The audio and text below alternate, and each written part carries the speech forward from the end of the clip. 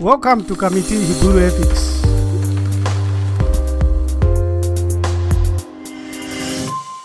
We want to look at the political forces that continue to dominate and they have battled across the edges to slow our progress, spiritual progress, as well as to affect us in every manner possible. So what they've done is they've come into Africa and used guile and subtlety to steal information and to steal knowledge and store it somewhere, and most likely in the Vatican.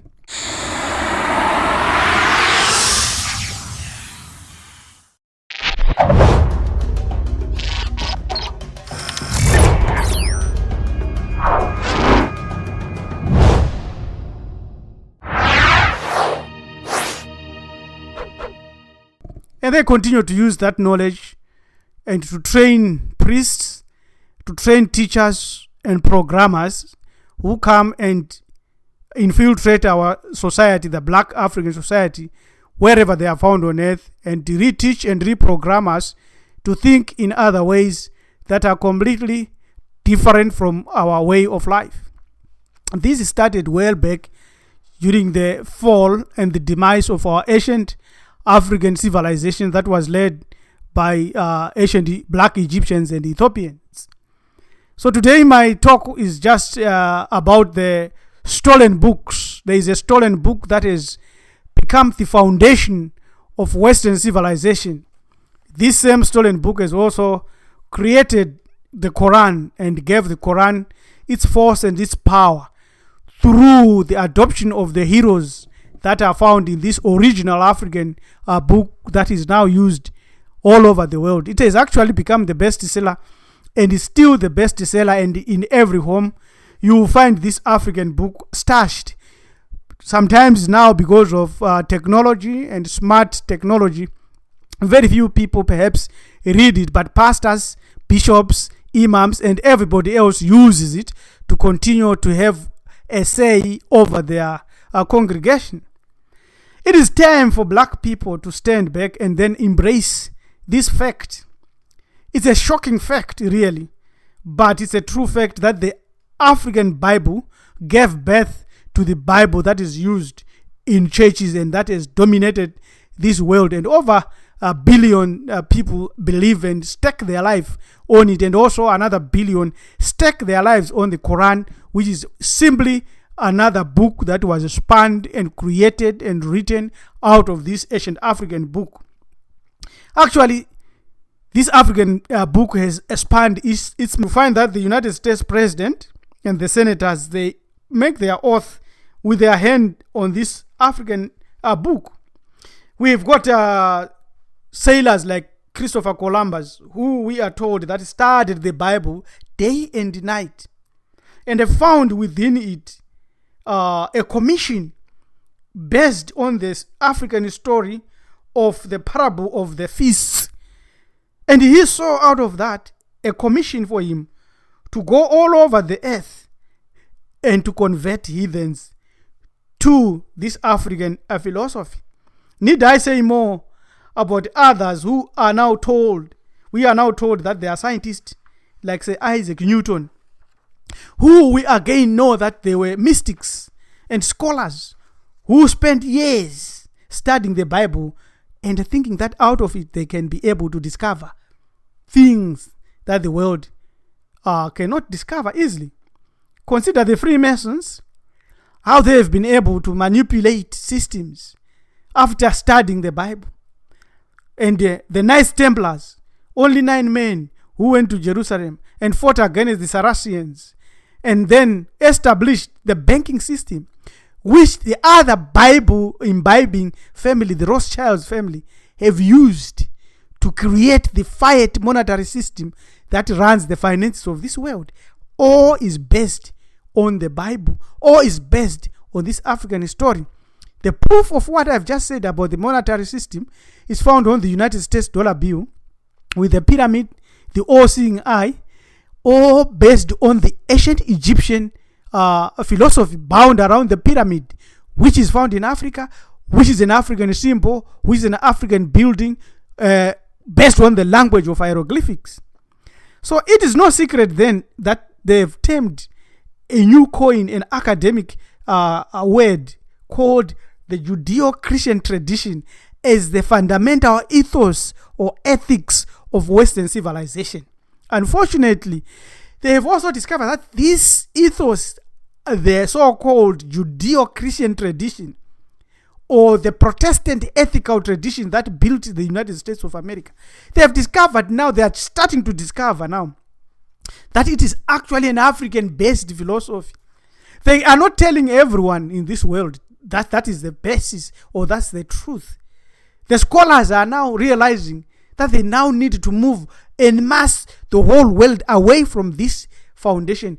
What I've just said is a very critical point, because on the other hand, few ask how such an African-sourced book has had such a massive global, I'm using global in protest here because I believe that the earth is flat, however, an influence all over the earth.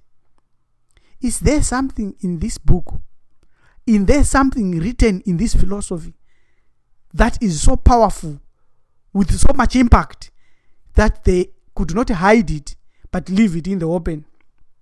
We now unfortunately find our own African brothers thinking that the Bible came with the European and the European came with the Bible and afterwards he had our land. It's the other way around. The African wrote the foundational thesis or foundational doctrines that others loved and emulated and copied. And therefore, we realize that in order to combat the possible and continuous eternal influence of our own written book, the European and other scholars who are even African scholars have gone on to craft a system to reroute this cultural revolution away from its source by introducing ungodly or anti-God signs. I'll visit this and in my conclusion and show you how this has been done. On the political front, they have continued to also tweak and move away from the original ideology which was populated or founded by our ancestors. Our ancestors' political ideology was a temple or sanctuary-based state. And then now they have come with all the theology of the church and state separate powers or whatever terms they use, so that they can go into their republic kind of system. But the temple state or city state, which is an African ideology and a proper African system where a city is built around a sanctuary or a temple, is found in Zimbabwe as Mapungubwe or Zimbabwe. It's also the Ghana Songhai Mali civilization and ancient Egyptian pyramidological system or state, and also the Mohenjo-Daro state found in the Indus Valley civilization, which was an African or is an African civilization. African civilization of Babylon, which was founded by the Sumerians and promoted under the Nimrodian Semiramis, the Incas in Southern America. Now, think of this and don't doubt it. It is the truth about the Bible. The Bible is an African-sourced book. It may sound incredible. It may sound too fantastic. It may be found too biased, but that is the fact. Now, here are some other nuggets around this philosophy that I've just said. Unfortunately, if you are highly educated, which is a polite way to say that if you are highly programmed, you will never know that the Hebrew spoken today, the Arabic spoken today are all modern languages crafted out of the ancient Bantu languages, which is written today in the hieroglyphics, which was written as hieroglyphics. You also must realize that the Jesus found hanging on crosses the world over or along on people's chest is originally a black person. If we are to follow his genealogy given in Luke and Matthew, you also realize that Hollywood has continued to whitewash and continued to try to remove this image of ancient African ancestry of biblical heroes, and therefore they have produced novel films which will never meet the day of time if we use academics, like the Ten Commandments, like Moses, like the Exodus, or even the Passion of the Christ. All are based on the fakery that is the modern idea and ideology expanded today to try to whitewash and move people away from the original heritage that is used and that is built in the Bible. Now, this should stretch our minds a little bit, and this should help us separate facts from fiction. And it should also give us the truths that will give us an advantage to be ahead on the game of life.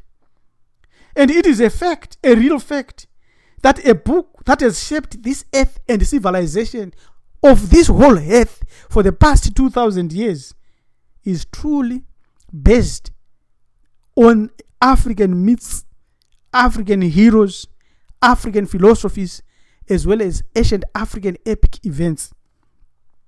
A unique question that rarely is asked at this juncture of thought is, why have we lost it? What happened to the African that we have lost this? We will look on that and consider that in another posting. But today we just want to say that the answers to this and many other questions will eventually open us up to new channels of information and accord and afford us a unique learning experience that will transform our spiritual perception and cause us to grow spiritually. In conclusion, therefore, let us look at certain facts that the European global elites, as well as their apostles and followers found in African societies today as pastors, bishops, imams, or whatever persuasion or title you may give, have actually worked hard to neutralize the African Bible influence. They are using science as a socio-cultural tool to surgically remove this understanding and plant in our mind a philosophy that is diabolical and that is against anything that is African. You know that our African ancestors gave God a concept of the creator, or the concept of the creator, to the world. The world never knew God, but God concept or the creator concept is an African concept, which then spans the idea of the created universe that was created by this God in his or in its entire wisdom. But today they come and tell us that there was a big bang. That is to neutralize the God concept. Our ancestors created the creator and said there was a creator, created the creator concept. Today they are coming and saying there was no creator. Our ancestors taught that the earth is flat and is immovable and is transfixed. Today they are telling us that the earth is a globe and it's moving and is in transit. Our ancestors taught us that there is an ancestor, a great ancestor, a great God who created us, who created humanity. They are now saying, no, human beings evolved from some species, which they cannot tell you where these species evolved from. They are now telling us that there is no sin, but our ancestors taught that there is sin. But now today, using Christianity and all these other religions, they are telling us that you can live a lawless life. A lawless life. That's what they're teaching us. Our ancestors taught that the Creator said, let there be light. But today they are saying there was a big bang that exploded.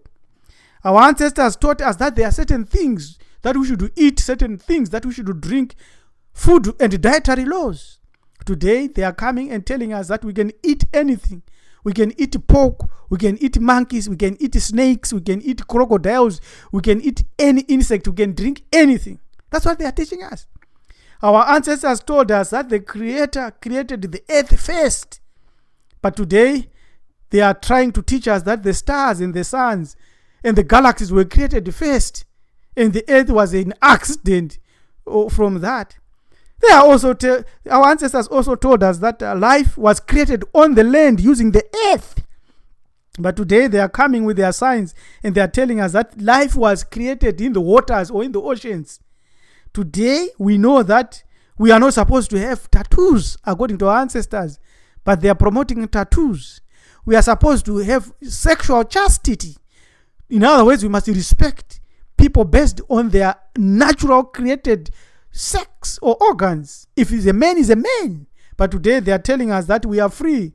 We are free even to interact with animals or with our pets, with anything. That's what they are teaching us. So, as we strive to be creative and to become spiritually sane in this world, Committee Hebrew Ethics continues to blossom and to teach that it is time for us to make the present a spiritual presence for our ancestral spirit, for our ancestor philosophy. Therefore, please subscribe to our channel. And there's no time like the present. Rather than simply enjoying such talk or such literature or such things that we are talking about, and then end up just being a philosophy that excites us and titillates us for a few seconds, let us live this and let us be alive and activate this as a life principle from today to forevermore.